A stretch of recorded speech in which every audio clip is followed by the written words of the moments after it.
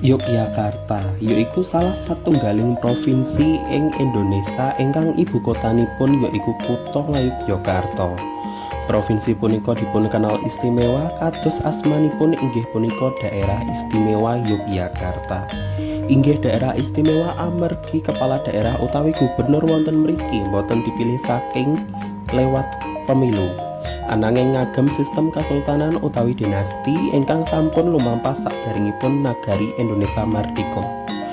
Keraton Ngayogyakarta inggih punika salah satunggaling keraton pecahan saking Kerajaan Mataram Islam lan sinuwun Sultan Hamengkubuwana ingkang dados raja wonten ing kraton punika dipun angkat dados gubernur daerah istimewa Yogyakarta. Saengga daerah menika dados provinsi kanthi predikat daerah istimewa. Budaya saha adat istiadat tasih dijunjung lan lestari wonten ing tlatah mriki. Upacara adat hajat dalem Labuhan salah satunggaling upacara adat ingkang tasih lumampah kanthi dinten menika. Salajengipun upacara adat hajat dalem Labuhan menika punapa? Sederek saged nyimak lan mirengaken penjelasan saking Mas Fadil. Sumangga. Halo, wih, seru sekali ya tadi openingnya. Sesuai dengan opening, pada kesempatan kali ini kita akan membahas mengenai upacara hajat dalam Labuhan. Apa sih upacara hajat dalam Labuhan itu? Upacara Labuhan ini dilakukan oleh masyarakat di sekitar Pantai Parangkusumo dan Pantai Parangtritis, merupakan pengaruh sosialisasi politik Kerajaan Mataram Islam, yang dimana sistem politik Panembahan Senopati pada saat itu untuk memberi kepercayaan kepada masyarakat Parangtritis dan Parangkusumo bahwa Panembahan Senopati hanya ingin hidup damai, adil, dan makmur. Sedangkan untuk memperoleh semua itu, Panembahan Senopati dibantu oleh Kanjeng Ratu Kidul atau sering dikenal dengan Nyi Roro Kidul, yaitu makhluk halus penguasa pantai selatan.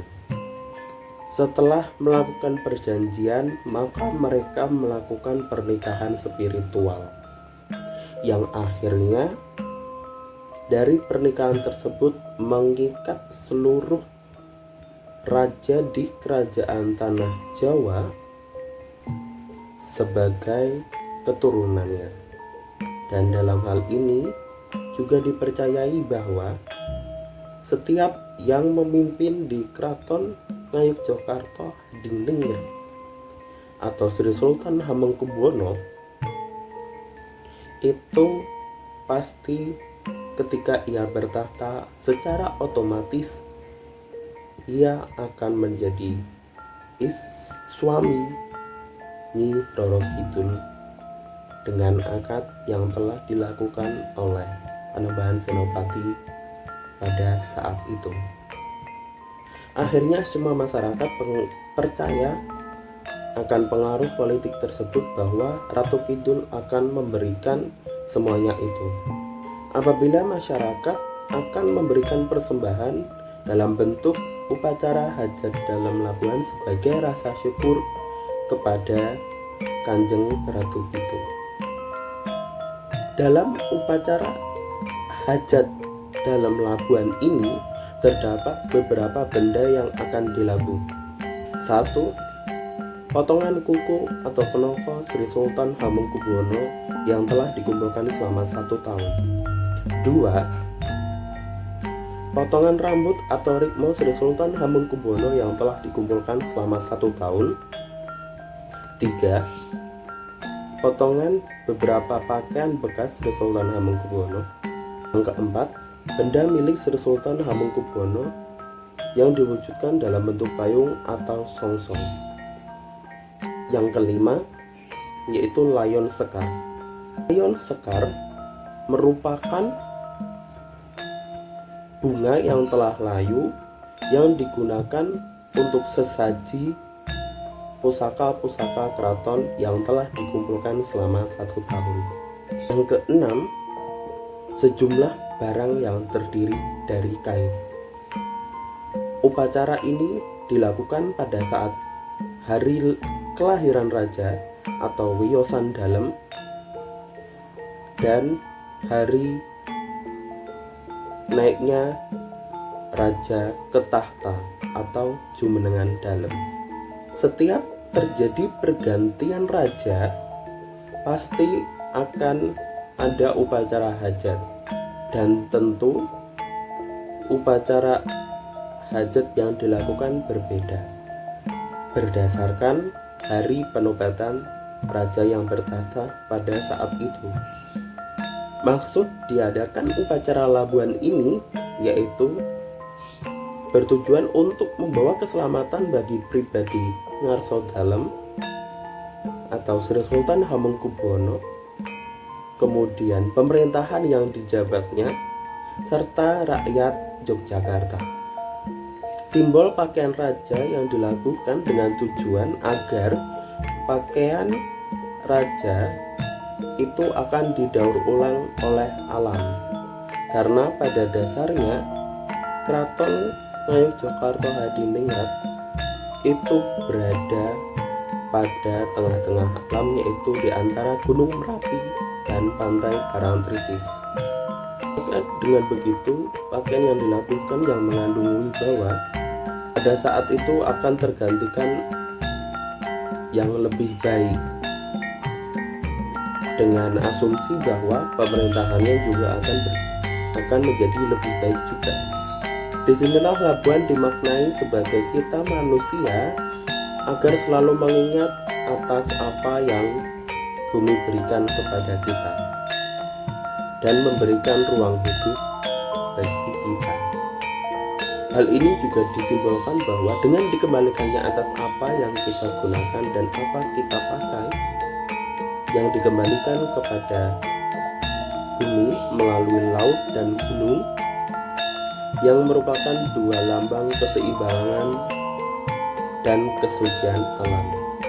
Lalu mengapa sih dilakukan labuhan di laut yang identik dengan air? Jangan salah, labuhan ini juga dilakukan di berbagai tempat, seperti di Gunung Merapi dan Gunung Lawu.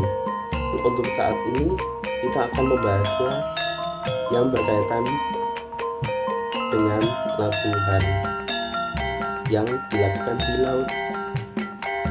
Labuhan yang dilakukan di laut dan sangat identik dengan air. Hal ini bertujuan bahwa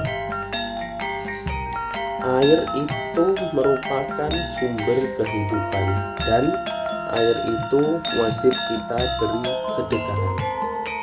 Hal ini juga sesuai dengan penelitian Andika Setiawan pada tahun 2020 yang mengacu pada Quran Surah Al-Anbiya ayat 30 yang memiliki makna bahwa semua makhluk hidup berasal dari air, sehingga selayaknya air itu juga diberlakukan layaknya makhluk hidup.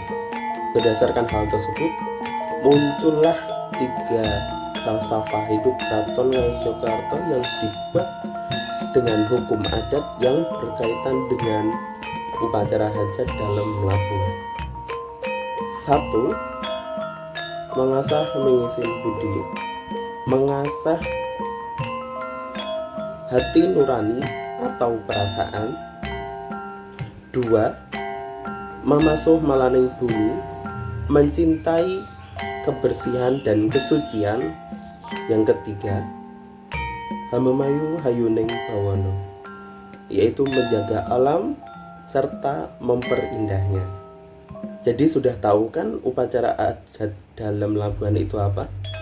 Ya, sesuai namanya, yaitu upacara hajat yang dilakukan bertujukan untuk mengabulkan hajat yang dimiliki oleh Sinuwun Sri Sultan Hamengkubuwono ke-10 atau yang sedang bertahta, dengan tujuan untuk membawa keselamatan pemerintahannya dan rakyatnya. Lalu nilai psikologis apa sih yang terkandung dalam upacara hajat dalam? 1. Kita sebagai manusia jangan sombong, karena segala sesuatu yang kita miliki sesungguhnya hanya milik Tuhan, dan segala sesuatu yang kita dapat tentunya tanpa bantuan Tuhan dan tanpa bantuan orang lain, tentu kita bukan siapa-siapa.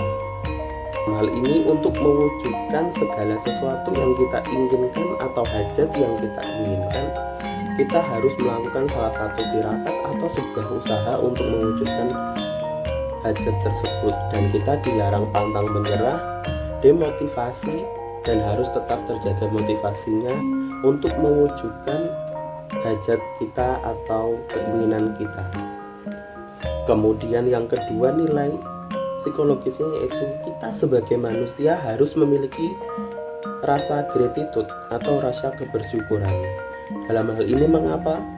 Karena segala sesuatu yang kita miliki itu adalah atas karunia Tuhan dan atas bantuan orang lain, sehingga dalam hal ini kita harus memiliki rasa kebersyukuran dan berterima kasih kepada orang yang telah membantu kita,